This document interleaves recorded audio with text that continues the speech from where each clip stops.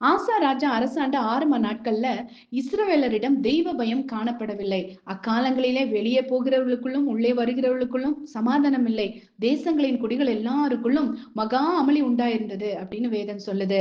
ஆசா உத்தம இருதயத்தோடு கர்த்தரை தேடின போது கர்த்தர் அவர்களுக்கு வெளிப்பட்டு சுற்றுப்புறத்தாரால் யுத்தம் இல்லாதபடிக்கு அவர்களை இளைப்பாற பண்ணினார். ஆசாவின் தாய் தோப்பிலே அருவருப்பான விக்கிரகத்தை உண்டு பண்ணின காரணத்துக்காக தன் தாயாகிய மாகாளை ராஜாத்தியா இராதபடிக்கு விலக்கி விட்டான் அப்படின்னு வேதம் சொல்லுது.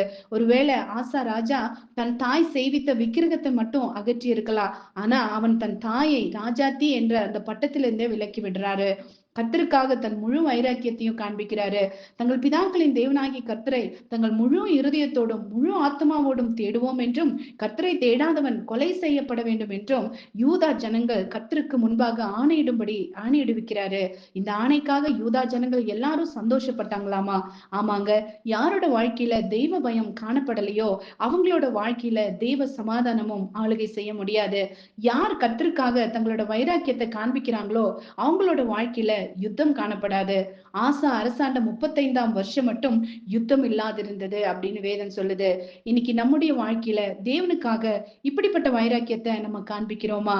நாம் கர்த்தரை சார்ந்து கொள்ளும் போது நமக்கு விரோதமாய் எழும்புகிறவர்களோடு கர்த்தர் தாமே நமக்காக யுத்தம் செய்வார்.